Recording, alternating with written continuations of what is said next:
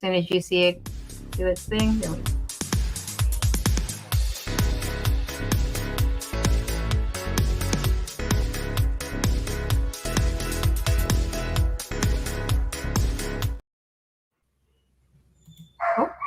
Oh, Started early. We ended early.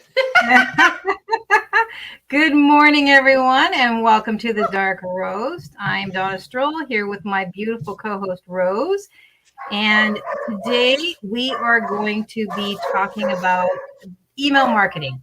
So just the basics 101 on email marketing, what it is, some actionable steps that you can take to create your own email list and grow it, and just some best practices that you can do there. All right. There you are. You're tagged up, my dear.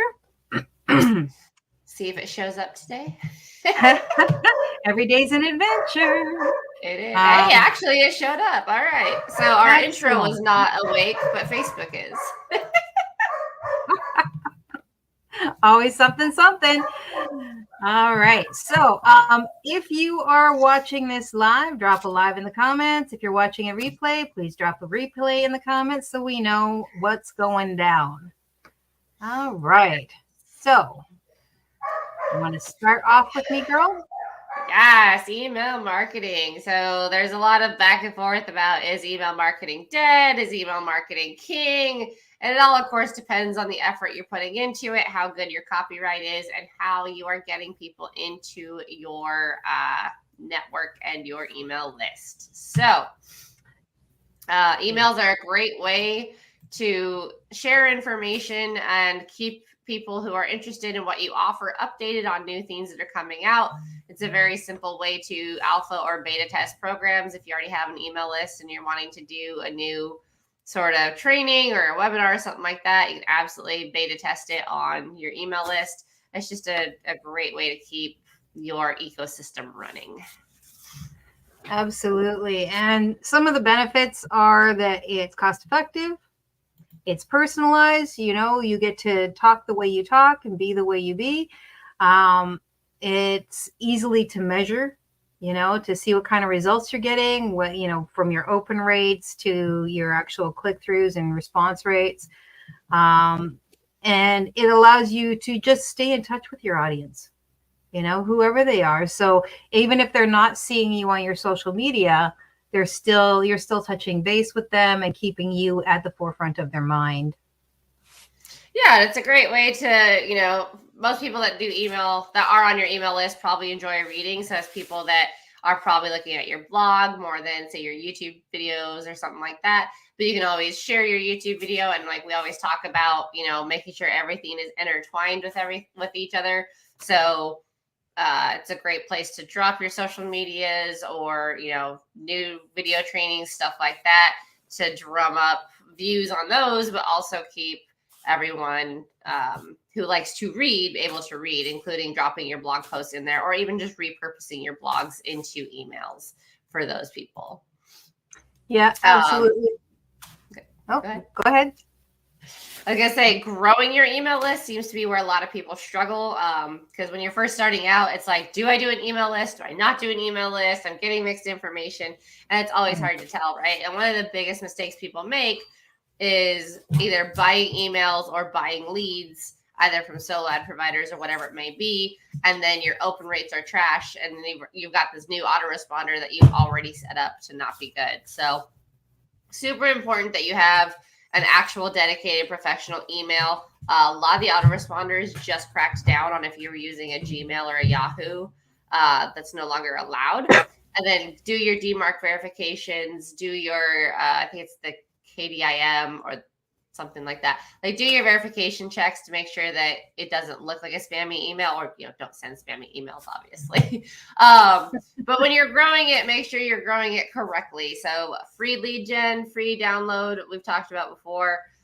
They annoy me, but they are a great way to bring people into your ecosystem, into your world, and let them know what value you offer. Of course, your free download needs to be value. Not just a picture of you and a about you kind of thing. Like, it should be relevant.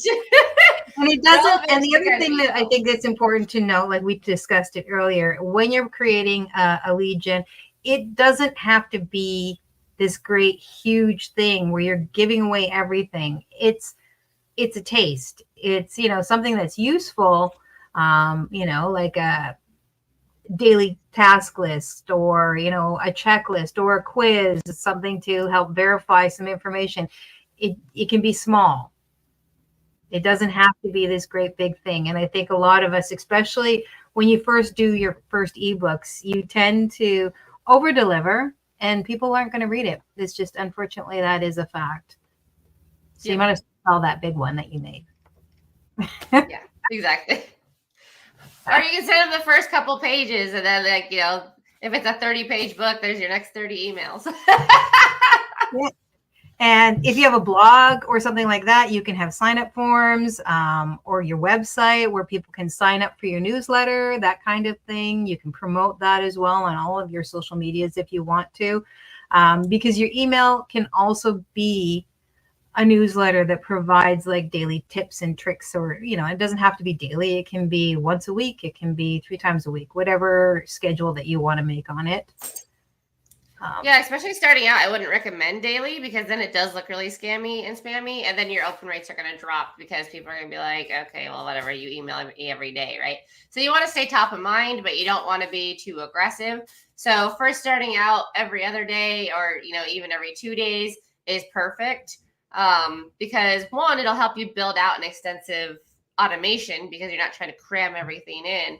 But two, it'll help keep your audience wanting more, instead of just, they look at it and they're like, oh, another email from you. It's probably the same stuff. I'm just going to delete it, which is something that I find myself doing with email lists that I'm on. So like I said, value, sign-up forms are great. Yes, quizzes, link in the bio, or not link in the bio, but like having the link on your social medias go to your free download is great. Webinars, which of course you have one coming up, Ms. Donna.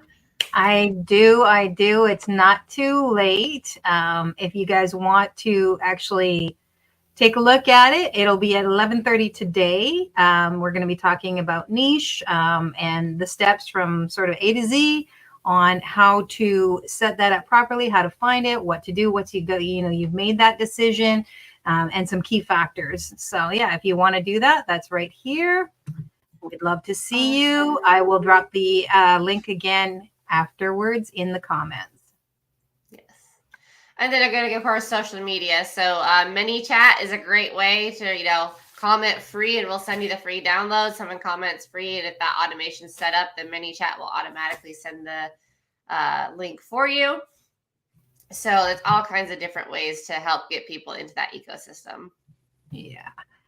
And then the next thing you want to do is make sure that you're crafting effective email campaigns. So, growing your list is great. You get all those people in there, but if your emails suck, it's not going to help you much, right? Exactly. Yes. Copyright is is an area where I think a lot of people do struggle.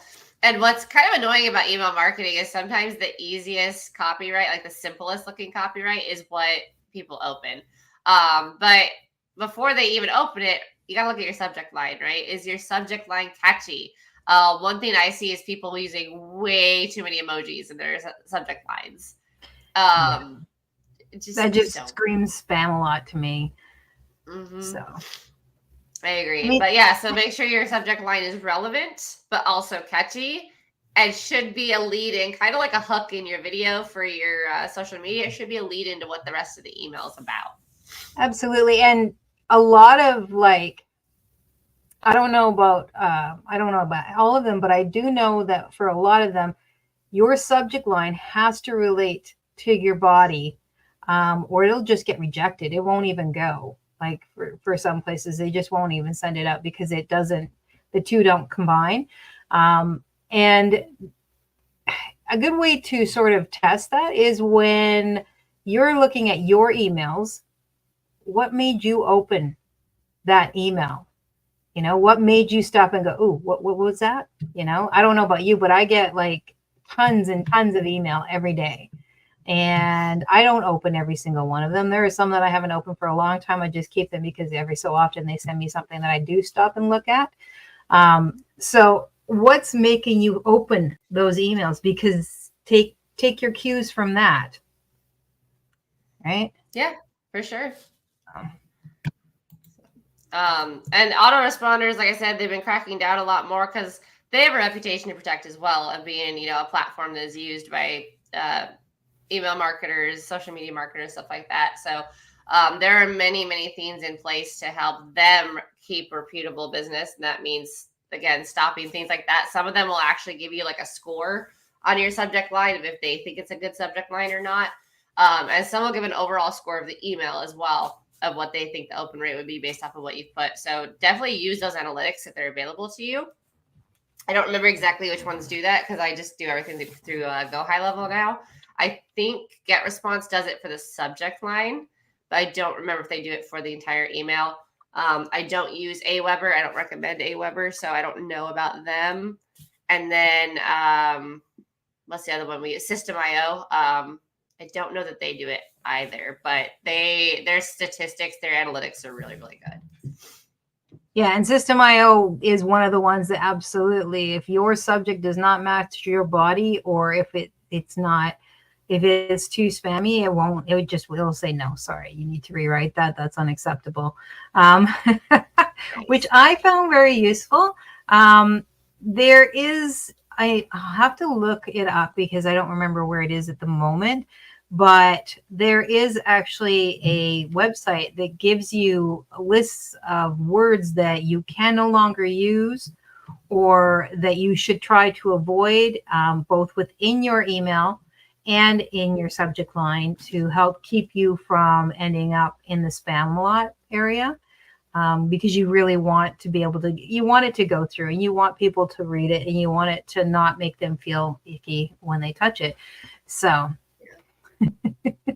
For sure. And that's beneficial because, we've talked about there's bad ways to market. There's the people out there that are just doing the cash grab. So there's been a lot of crackdown on the clickbaity type stuff, which is good. Like, I think it's good.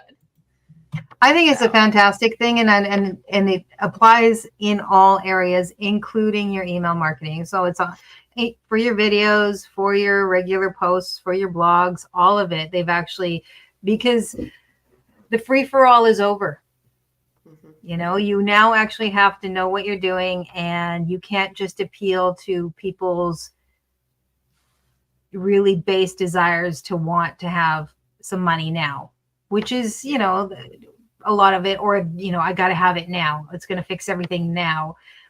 And it's like, so no, you actually have to put some more effort into it. And even your money claims, like people who are posting money claims and stuff like that, it's not against the rules, but it's becoming less and less viable as a way to hook people. I mean, people still like money, of course, but they're seeing so much of it that they're actually starting to move on from that a bit. Yeah, it's a fine line between proving that like the system you're using works and coming across as bragging. Oh yeah, for sure. For sure. And I mean, so like that's all part of your emails, but designing your emails, they need to capture attention. So that's your hooks and stuff like that. Now they don't have to be super fancy. Yeah. You can put images and everything in it, or you can just be entertaining. If you're a funny guy, be a funny guy. Yeah. Because that's what people are they're going to look forward to reading your emails because they get to have that personality and it makes them feel more one-to-one. And the other thing is mix your emails up. So you're going to have value ones where you're providing some information, ones that are just sort of telling a story. And then you're going to have ones that are more selling, or they're going to be leading them over to like a new training or something, or a new blog post or whatever.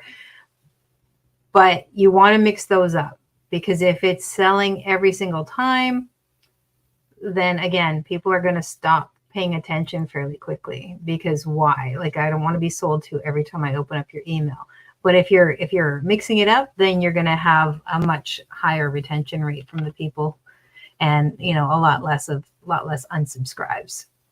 Yeah. And the nice thing with emails is you can promote multiple things if it's if it's still relevant to what they signed up for, right? So if you have a couple different, ways you make money online, a couple different trainings that go with that, and they signed up for wanting to know how to make money online, then that makes sense. But if they signed up for, what cooking products you recommend, and then you're also interspersing like, oh, go here to learn how to, do a blog correctly and get paid or something like that, like it's gonna get really confusing really fast. So email marketing is a great way to promote multiple themes, but they've got to flow. And again, it's not every time. So, like I do it where like I'll intersperse just like random stories about my day and how it relates to business. Cause I often that's just how my brain works. It connects things like, traffic jams and but that's super important. That's the story, right? Because people love stories. We've been telling stories since the beginning of time. That's how our information is passed down through generations. So yeah, stories matter, and email's a great place to put those stories, especially as, just to keep you connected to the people that have chosen to give you their email address. And I think it's really important that as marketers, we keep in mind they gifted us their email address. They were willing to give us an opportunity to step in that front door. So don't abuse it. Yep. Yeah. Absolutely. So best practices, that takes us right into best practices. It does. So segmentation and personalization, like how would that play into email marketing? I'm dropping personalization is great because then they know it's coming from you, or at least someone who writes well enough to sound like you. It makes them feel more connected. So if your email comes across one way and then you share your social media with them in an email, right? And they go look at your social media and they're like, I don't even think this is the same person. It's probably not going to end well for you. So again, we've talked about it before. Be authentic. It's okay to be yourself. Like you're going to attract the people who want to work with you. And if you're trying to be someone you're not, you're going to attract the kind of people you probably don't want to work with. So super important that way. Segmentation is a great way to make sure that your open rates are good. You can look at it and be like, okay, this person for whatever reason only opens, every 3 emails, which is about this kind of day spread. So let me do a second list or, a segmented list of I'm going to email these people once a week versus these people who are opening every couple of days. It keeps your email list clean. It keeps your spam rate down. It keeps your open rate up. And it's just a great way to make sure that, again, you're not over inundating somebody with information, leading them to an unsubscribe when they might not have unsubscribed. They just wanted a slower cadence. Yeah, because I know that I get some people, I have a couple where it's every day.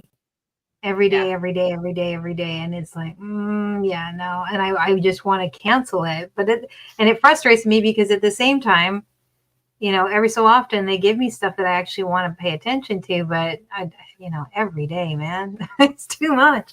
Whereas, other ones are good. Yeah, I do want to touch real fast on the unsubscribe option because you have the ability in most autoresponders and most softwares to customize the unsubscribe. And I've seen really good ones where it's very clean and very easy. And I've seen some where it's a child having a tantrum.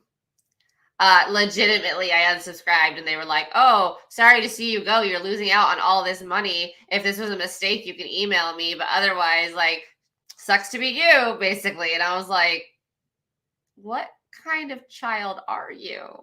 And now this was a marketer who I'd seen throw a tantrum before, so it wasn't anything new, but I was still just like, that's an interesting route to take. So I would not recommend. That can really burn a bridge future. That can burn a future bridge. Yes. I also like the ones that let you limit.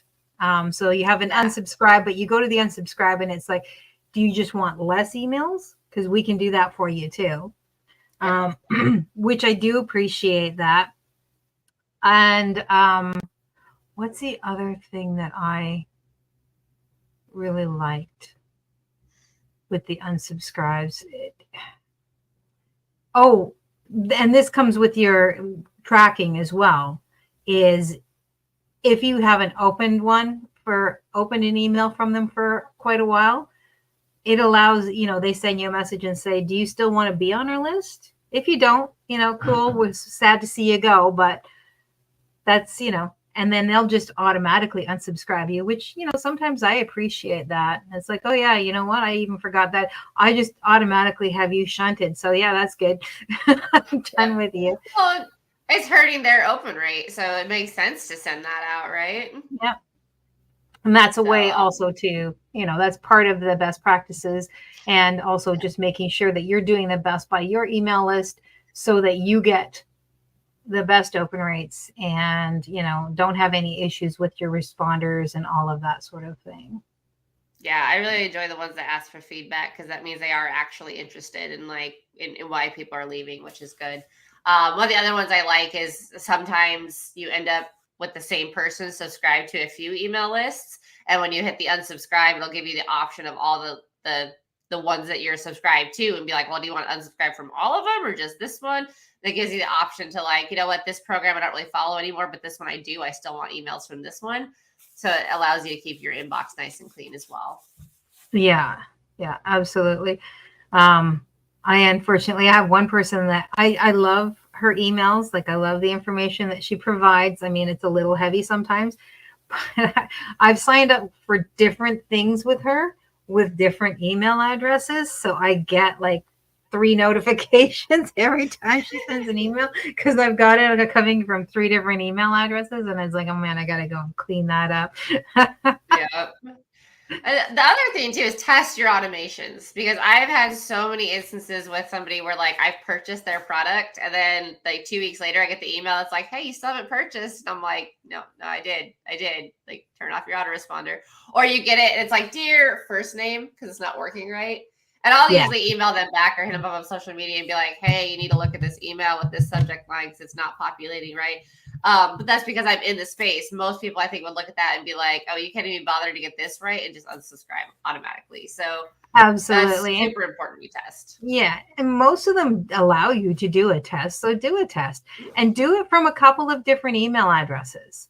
Don't just do it from your Google. If you've got a couple of different ones from different platforms, do it from a couple of different platforms so that you can really truly test it out. And then you can read through it, make sure your links are working, make sure your spaces look right, all of that sort of stuff. It doesn't really matter what you're doing, test it. If you're doing a landing page, you want to test it, make sure all your links are working. Same thing applies for your email address, your emails. You want to make sure everything is set up properly, everything looks right, and it's doing what you're asking it to do. Yes. And your links work, you don't want any dead links, anything like that. One thing, if you're just starting out too, if it's a new email address, you've done all the DMARC and the verifications and whatnot, it's still totally okay on your free download thank you page to say, look for an email from, and then put the email address it comes from. And then in your emails, it's always a good practice to, say hey, make sure you whitelist or, this email address so that it doesn't go to spam. And that'll help your emails to future people automatically not go to spam. It might go to other, but maybe not spam. But also helps people know where to look for it, right? Because there's nothing more frustrating than trying to get a free download and then you go to your email and you can't find it. Yep. And most of the time, I know that people like to use Google or Yahoo because it's free, but there are some really inexpensive ones out there. If you've got a host, usually that comes with an email address. So if you've got if you've got a domain, a lot of times that will come with something. I use INS, so I don't actually have any hosting with it, but I have a domain and my email, a professional email address for $1 or $2 a month. So can't really complain about that. I mean, I know it's going to go up, but even once it goes up, it's going to be $12.99 or something a month. And that works great because I can use that for my email address and I don't have any problems with it. I've tested it thoroughly and it works great. So nice. Yeah. I use Zoho for my professional email, but if you have multiple things, you can do vanity emails as well that you can set up to forward directly to your main business email. Yeah. So there are different ways to do it without spending an arm and a leg. Yeah. But Yeah. I again, mean, it comes down to making sure that they know what email to look for. yep. And it just, and by having those, it just helps, you not get shunted when you're trying to send it out as well. Yeah. And then have realistic expectations. Like we all want that 90% open rate on our email list, but realistically, you're probably not going to get it. If you're at 50, you're doing phenomenally. So just bear that in mind. Like obviously, a 0.05% open rate is not great. But if you're getting the emails the right way and you're getting people that are actually interested versus, potential bots from solo ad providers or anything like that, then your open rate's probably going to be in the 5 to 15%, which is still pretty good because you're going to get people who put in their email address for the free download with probably an address they don't check very often. And so, or people will still give inaccurate emails for whatever reason. Usually just to see what the next step is, what the next page is on your funnel, because they've been, they understand the game. So there's always things like that. And then always you'll get an update about spam or bounced ones as well. Like delete those bounced emails. Just get them out of there because they're just going to hurt you in the long run. Yeah. I mean, if they're coming back, why would you keep them on there? They're just, they're taking up space and you don't need that. And think about it in the overall term, right? If you say your open rate is 8% or 10%, let's go with a nice round number, 10%. Okay, so you send out 100, 10 people are opening that. And if your emails are well crafted and you've got your links and stuff, they're going to click through. And of those 10, maybe 2 or 3 of those do. But if you have like 2% buy rate of your stuff out of 100, that's still not bad, especially if you start building up your email list and now you've got 1,000 or 10,000. And suddenly that small percentage makes a massive difference to your bottom line. And that is why people like email marketing. Yep. Well, and it's evergreen, right? So you start setting it up now. Let's say you have 3 years worth of emails, done. Yeah, maybe you're struggling to keep ahead of the first few people that signed up. But if you're getting 10 or 15 new signups every day, that's 3 years worth of follow up that is already done. So it's getting paid for past work essentially, which is always great in marketing. Yes, always good. That automation, once it's in place, yes, it's a struggle to get it going in the first place. You really do have to focus and just dedicate some time, or you can hire somebody if you want to set it up for you, because not all of us are skilled at that, but you can always hire somebody up to do that for you. But once it's in place, then it's, that's once the wheel is turning, you don't have to pedal anymore. You can just let it do its thing. So, yep. All right. Well, I think that's it for today, my dear. Yeah. Pretty simple. Simple, not easy, but simple. Yeah, I mean, it's a process, like anything else, right? I mean, it's all a process. When you first get into email marketing, it's going to feel overwhelming. Just like any kind of marketing, though, right? Because you're learning a whole new process, you're learning a whole new thing. So don't let it overwhelm you.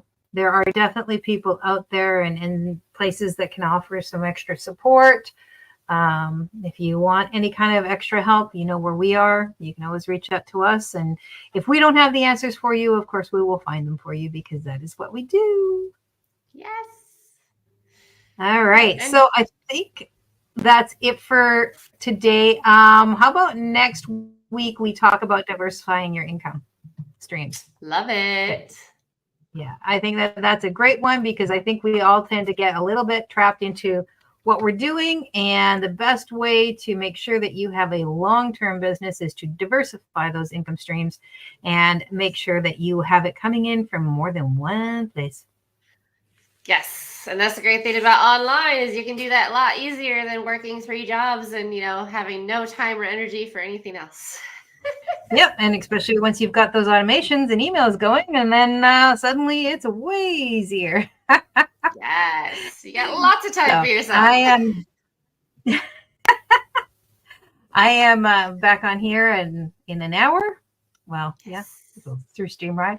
I did drop the link to sign up in the comments if anyone still wants to pop in. It's not too late, even if it says it is too late on the thing. Don't worry about it. I will accept last minute attendees. Any rate, I hope everybody has a great weekend. Happy Friday to you. And we look forward to seeing you again next week. And I think that's Happy it for Father's me. Day to all the fathers out there. Oh wait, yeah, I guess it's gonna be Father's Day too. It's always Father's Day. I should know this. It's Father's Day and my birthday are like practically attached. So all right, everyone, have a great weekend. Bye. Bye.